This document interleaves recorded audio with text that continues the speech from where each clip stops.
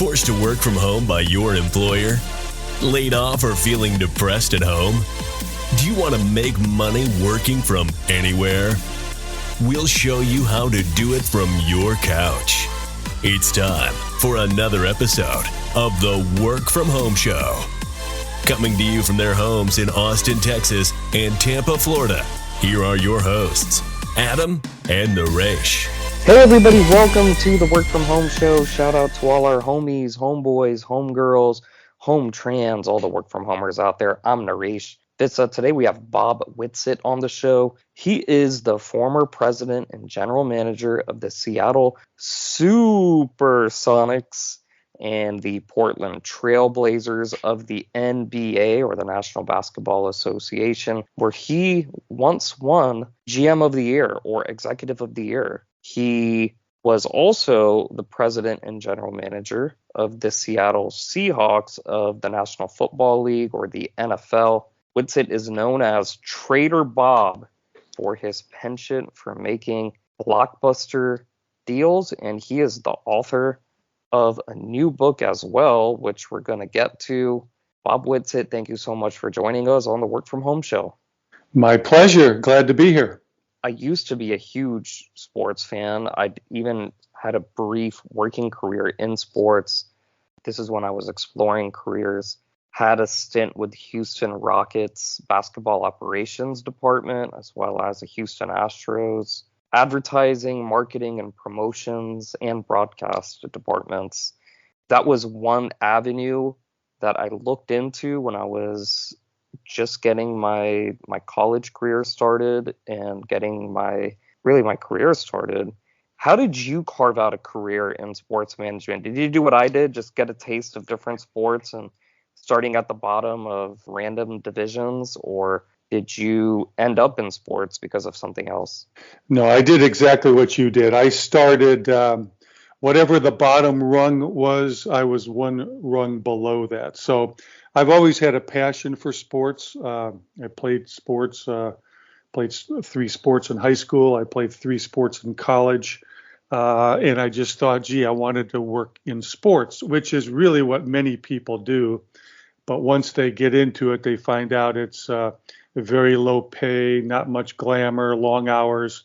And most people migrate out quickly saying, hey, I love to watch sports, but the grind of working is too much. But I started out as an intern with the Indiana Pacers, which was really the Gophers' gopher.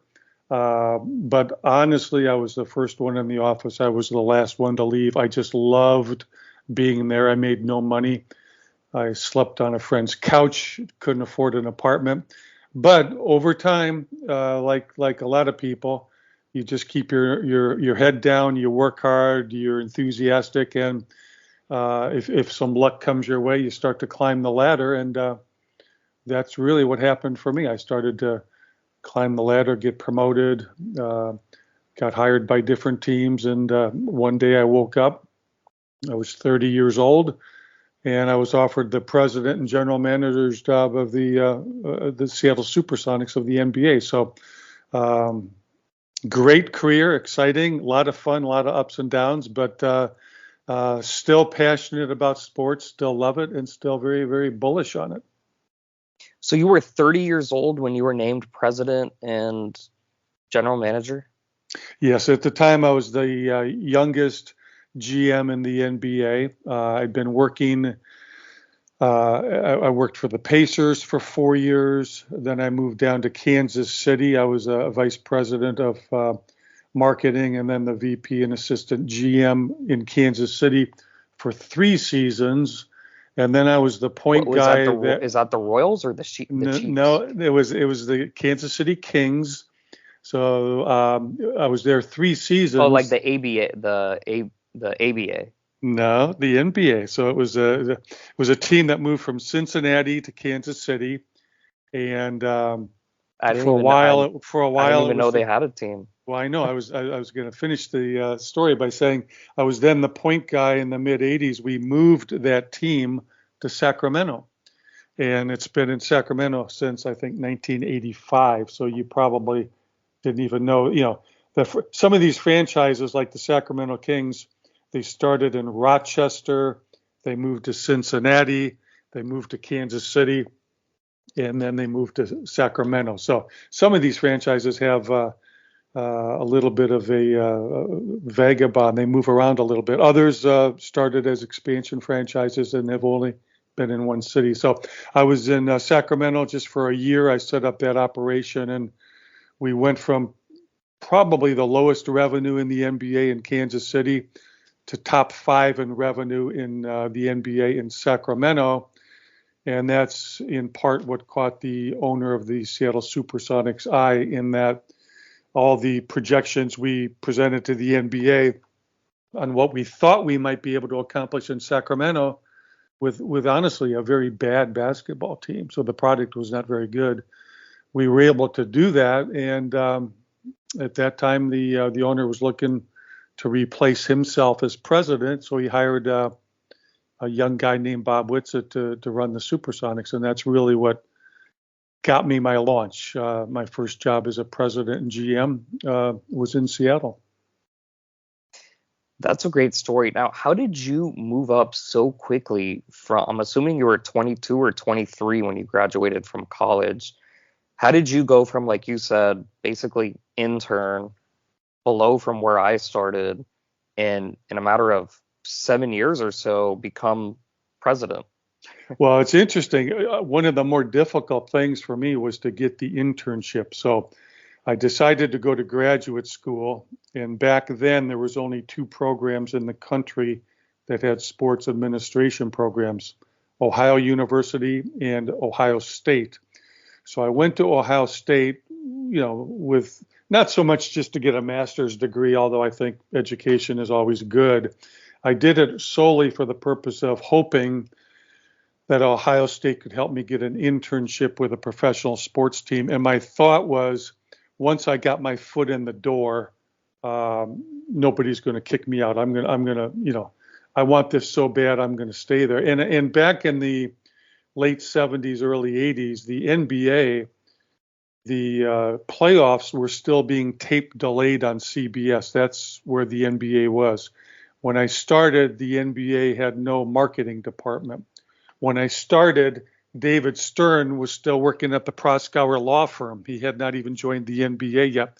So a lot of teams like the Pacers, not able to pay their bills. You learn to cash flow. One time we went 6 weeks without getting a paycheck. And since the lowly intern wasn't getting paid much anyway and didn't have a family and was living on somebody's couch, I was able to hang in there. And so when people would quit, they oftentimes would promote me. They'd give me a title, no money, but they'd give me a title, but they'd give me a lot of responsibility. So I negotiated my first round pick contract when I was only 24 years old. I negotiated Clark Kellogg, who was an All-American from Ohio State. I negotiated, I negotiated the second round picks the year before, but never a first round pick. So I most of my experience was learned on the job, thrown into the deep end of the pool. I really wasn't qualified, but there's no better way to learn than somebody above you just saying, do it, figure it out. And that's really what happened. And did okay in Indiana. People in the league office recognized me. A guy in the league office was hired to become the president of the Kansas City Kings. So he tried to hire me to be his number 2 guy in Kansas City. So that's how I got promoted down there. And then when we moved to Sacramento, I was the guy making presentations to an owners committee on all the things we were going to do in Sacramento, mostly on the business side. And those things worked out. And probably the biggest thing I did going to Sacramento was I sold the first ever naming rights for an arena. Prior to us selling our naming rights to Arco, and Arco Arena becoming the name of the new building in Sacramento, most of these arenas had public names because they were funded by the public. And the owner in Seattle was a billboard guy. He owned some billboard companies. I think he thought that was the greatest billboard ever. And he liked money and he liked revenue. So I think he hired me because the Sonics were near the bottom in attendance. They were losing millions of dollars a year. He was thinking about trying to build a new arena, and he kind of wanted to do a lot of the things we had just done in Sacramento. So I had a lot of experience by the time I finished my Sacramento job, because the last 4 or 5 years, even though I was very young, I was negotiating media contracts, arena deals, player deals, hiring staff. So I was doing things I probably wasn't qualified to do, but if you do them a few times, you get, a little bit better. You do them a few more times, you start to gain confidence. And then when you do them at a high enough level where somebody notices, if you're lucky, you get hired to run the whole show. And that's pretty much how I got moved up the ladder so quickly, and then got a really great opportunity, which is your first job where you get to run the whole thing is usually a team that's losing money, not making the playoffs, already traded away its first round pick, was over the salary cap, and was pretty much a train wreck. Nobody's going to hire you to run the best team in basketball. They're usually going to hire you to fix the worst team in basketball, and that's kind of the opportunity I was presented with. Amazing journey, really is. And by the way, Clark Kellogg was, or is, well known. He's now a well-known commentator. He does all the March Madness on CBS and a few other networks. So that's cool that you knew him. That's what he's known for now. He's not known for playing. Well, it's interesting. Clark was an amazing college basketball player, was a great NBA player. I know I signed him to a 5-year contract with the Pacers. And before the 5 years expired, obviously I had moved on to Kansas City by then, but he blew out his knee. So his playing career was cut well short, but he parlayed that into a broadcast career that really has become a Hall of Fame broadcast career. So again, I agree with you. Most people don't recognize Clark Kellogg as a great player, but they recognize him as a great broadcaster, and he is exactly that. What are the 3 sports that you played in college? I played football, basketball, and baseball.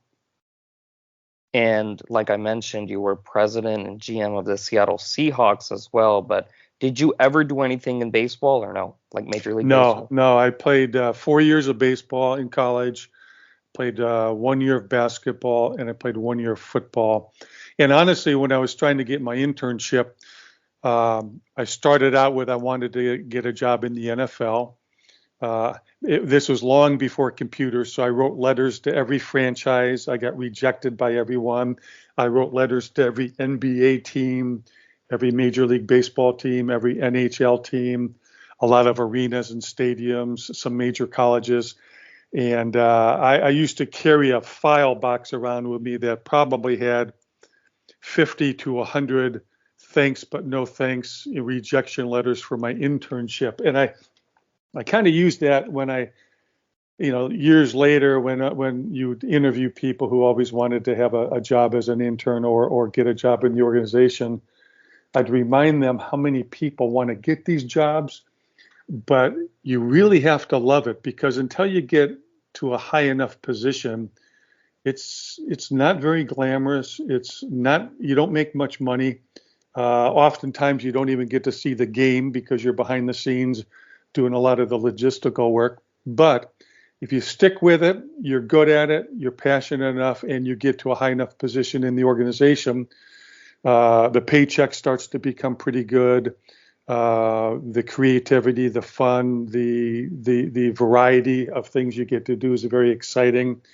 And there's nothing like working in sports, because at the end of the day, you win or you lose, and everybody knows it. And they like you or they don't like you, but there's not that many businesses where there's a giant scoreboard and you know exactly how you're doing every second of the event. What college was this where you played? I played at University of Wisconsin Stevens Point. It was an NAIA school. I think it still might be, or else it's a D3 now, but Stevens Point, Wisconsin is where I went to school. Undergrad. Well, how you described getting a job in sports was exactly why I left. It was what you said. It was, I went in there, great experience at the time. I was in my late teens, and it's great when you're in your late teens. Then I said, hey, you know what? By the time I was 20 or 21 years old, I said, let's get a real job that pays better, and maybe I'll end up in sports somehow, which never happened. And I don't mind that. I'm actually probably happy that I didn't end up in sports. But what's your advice for people listening now to get a job in professional sports? Because I do feel that things have changed. I think you've seen a lot of private equity investors, hedge fund guys take over teams, buy teams. At least the basketball operations side is being run now by these Ivy League MBAs, Moneyball type of people. And I went to graduate school, I went to a master's program, I sat in on a lot of different sports management sessions and panels. And I feel like that's now an alternative way to get into sports. It's you go out, work in the private sector for a big Wall Street bank or consulting company or tech company, and you become a almost like a CEO wherever you are, and then you just end up being hired by an MBA team, and you skip the whole bottom rung intern and all that. You just go straight to the top. What would you say is the best way to get? Well, I first of all, you just described a fantastic way to do it, and I will tell you, I'll start by saying there's no one way to get in. Yeah. And when I was writing my book, I was given a few lectures actually at my law school, and I told them I'm writing this book and gave them a little preview. But I always like to get feedback, and these are third-year law students, and many of them wanted to get into sports, which is why I was lecturing at the class. So I actually added a chapter in my book on how to get a job in pro sports. And I agree with you, formal education, the internship, all those things, that's one route. I was speaking to lawyers. Many people get into pro sports through the legal end of it. They work for a law firm. I think I mentioned Proskauer earlier. There's no shortage of high-level executives in the NBA office that came from the Proskauer law firm. For each of the teams I was the president, I would have minimum 1, 2, or 3 full-time attorneys working for us. Their titles would be, VP of Legal or VP of Legal and Business.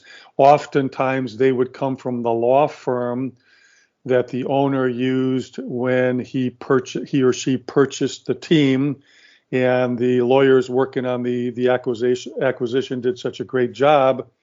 The new owner hired them to stay on board because they knew the business.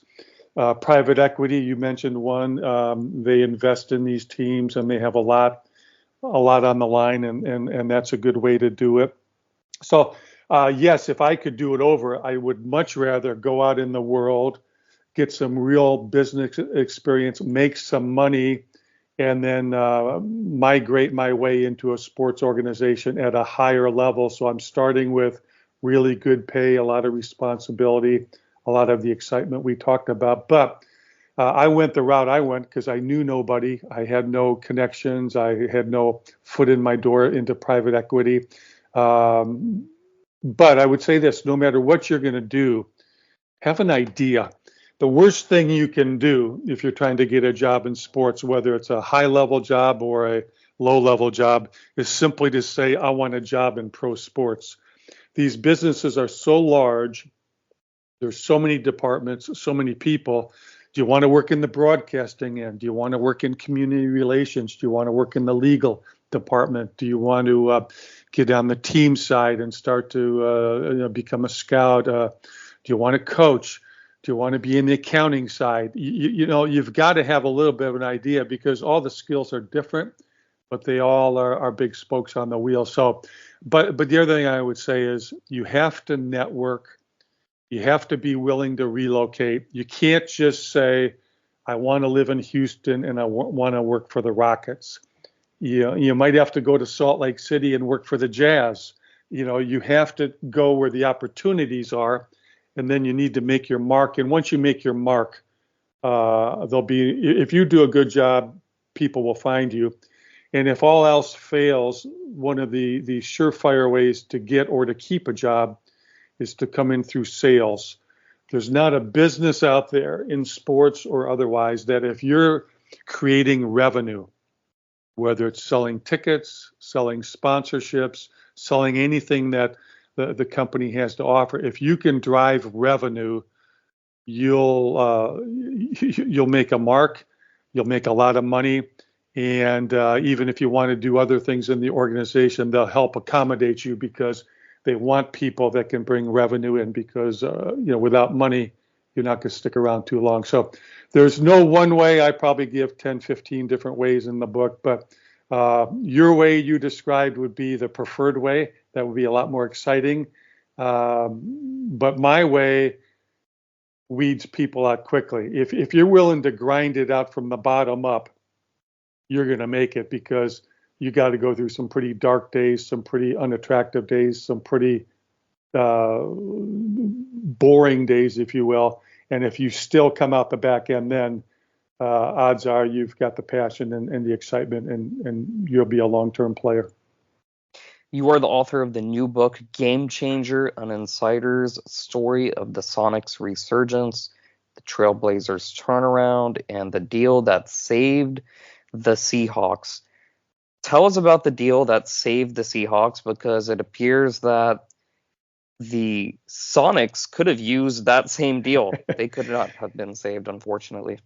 It's so ironic. I was working for Paul Allen. I was the president and general manager of the Portland Trailblazers. And Paul and I both lived in Seattle, and I commuted and had an apartment in Portland. But literally overnight, the owner of the Seahawks at the time was a guy named Ken Behring. He lived in California, and he wanted to build a new stadium, or he wanted the community to build him a new stadium in Seattle, and he had no such luck. So literally overnight, he moved the team in the off season to Los Angeles. The NFL did not want him to do it. Obviously, the community did not want him to do it. The fans did not want him to do it. But the off-season workouts and training and the whole operation, physically, they brought the moving vans in and they moved the team to LA. So the community was in uproar. They were trying to find somebody to buy the team and keep it in Seattle, even though the team was not for sale.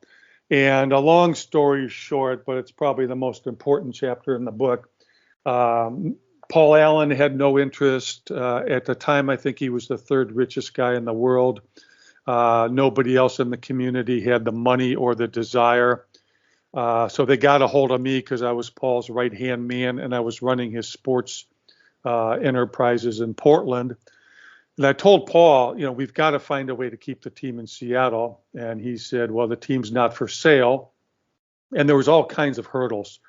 The NFL would not allow Paul to own the team because it violated the cross-ownership rules back then. The team wasn't for sale. Paul didn't want to buy it unless the community would build a new outdoor open-air stadium, and he did not want to fund it. He was willing to be the owner, but he didn't want to buy the team just to be the owner. He was willing to buy the team if it was part of a community effort. So I was working on it. We had politicians working on it. We had business leaders working on it.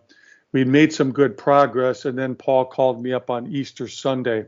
I'll never forget it. And he said, I'm out. I have no interest in buying the team. And I was shocked. I said, Paul, what do you mean? Why do you have no interest? And he gave me a lot of good reasons. But his biggest reason, honestly, was he knew that if he bought the team, the politicians would not deliver him a new open-air stadium. They would expect him to build his own, and that's not why he was willing to get in on it. Plus, he didn't want to pay an exorbitant price for it because he thought the fact the team wasn't really for sale, Ken Behring would probably try to stick a price on him he didn't want. So he told me I was having a press conference the next day and announcing he was out. So literally on the phone, I said, Paul, what if I can, find a way to satisfy your problems. And I just sort of made it up as we were talking. We had about a 2-hour conversation. I said, what if Ken Behring will give us an option to buy the team? And during that option period, I can get the elected officials to commit public money to a new stadium. And he said, you'll never get, and then during the option period, I can get the NFL to change the cross ownership rules and all the other things that we had to do. He said, you'll never get that done, but I'll give you 1 week to do it. And if you can't get that done, you're having a press conference. So I literally called Ken Behring up, told him what was going on. I flew down to California. And by the end of the week, I negotiated a deal that gave us 14 months to decide if we wanted to buy the team. Paul said he would never pay more than $250 million, and Behring wanted $300 million. I negotiated a deal that was just under $200 million. And during the next 14 months, we took it to the entire state.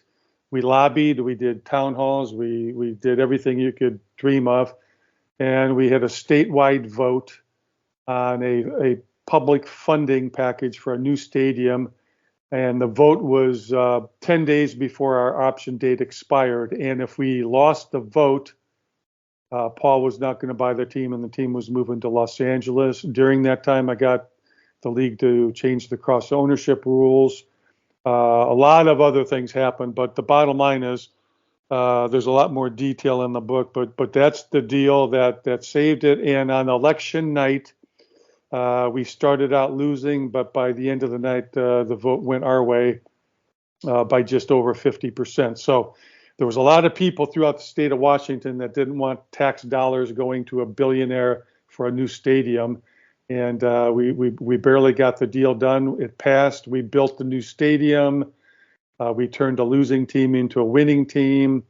We helped get soccer into the new stadium. So it was one of those public-private partnerships that actually turned out the way it was supposed to, and the taxpayers got what they wanted, and the team got good. The team went to our team went to a Super Bowl. We lost, but long after I left, it went to 2 more Super Bowls, and it won one of them. So it had one of those Cinderella fairy tale endings that was good for everybody.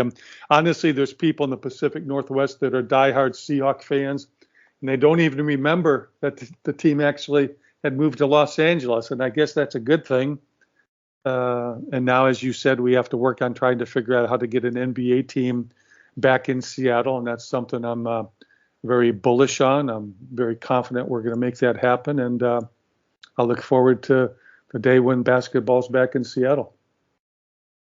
What was your last job in professional sports, and why aren't you currently working in that capacity? I know you're consulting for them, you have your own business now, but how about just my last job? My last full-time job was president of the Seahawks. After I left that, I had some pretty serious health issues and surgery, and took a couple years to work through some what would have been cancer issues. Then when I came out of that, I didn't really want to go back in the grind. I wanted to finish seeing my kids graduate from high school and go to college and all that. But I've spent a lot of time helping groups buy and or sell teams. I'm currently involved with a large project with a company called Diamond Sports Group, which is branded Bally's. We own basically half of the RSNs in the country, which are in the NBA, NHL, and Major League Baseball. We're in a giant bankruptcy proceeding, ironically, in the Southern District in Texas. So we're in the middle of the paradigm shift in the local rights for sports teams. So I'm on the cutting edge of what's going on there. The business model for the RSNs really hasn't changed in 30 years, and it's changing dramatically right now. So that's keeping me pretty busy. I'm also I did some consulting for the new arena in Seattle, and for what was going to be the new expansion team, which has now been launched, to the Seattle Kraken. And I'm quietly working behind the scenes with, I think, the appropriate people to see if we can bring an NBA team back to Seattle, at which time I would be happy to be involved full-time, part-time, little time from ownership to management to whatever level makes the most sense. I just want to help bring it back, and I think I can do that. And but as we kind of gave you the Seahawks story, there's many moving parts to trying to get a potential expansion team in Seattle, and it starts and stops with the NBA.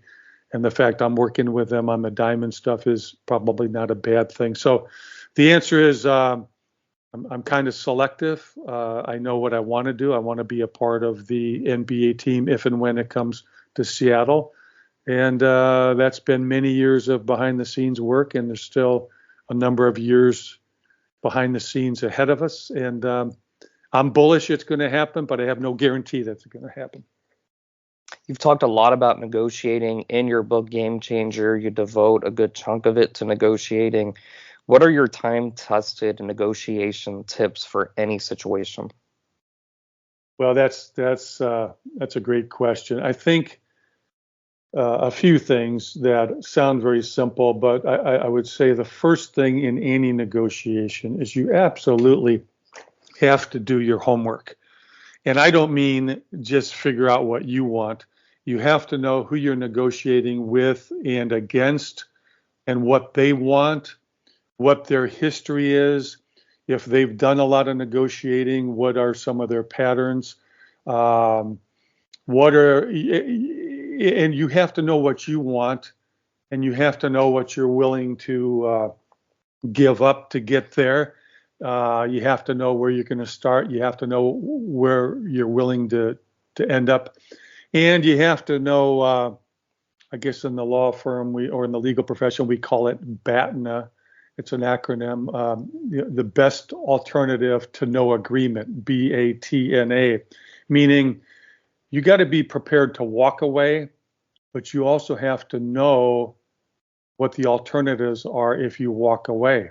You may have to accept a deal that you don't really like, and that's at the low end of what you're willing to take, because that's still much better than no deal.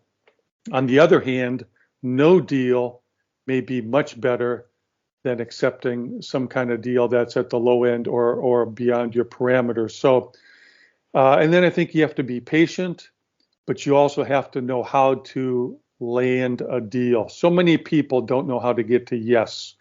And when you get to yes, close it out, get the agreement, get the LOI, get a full-blown agreement in writing, and get it executed, because deals can fall apart when you have a non-binding letter of intent. So there's a lot of elements to it, but I think some of those key points, do your homework, know what you want, know what the other side's looking for, know how to say yes, and when you get to yes, you're not at yes until there's ink on the page. So those will be some of the key things that I think you can never go wrong if you've done those things.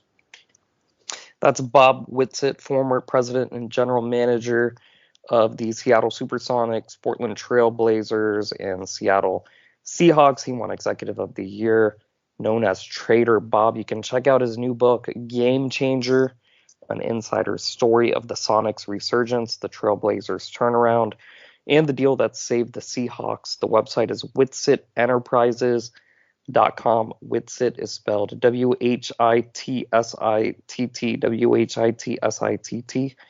enterprises.com. Bob, any final thoughts you'd like to share with our listeners, or anything else you want to promote? No, I think it's a fun book. You said that you don't have to be a sports fan. I have a lot of people who were not sports fans, and they read the book, and they actually have a new appreciation for sports.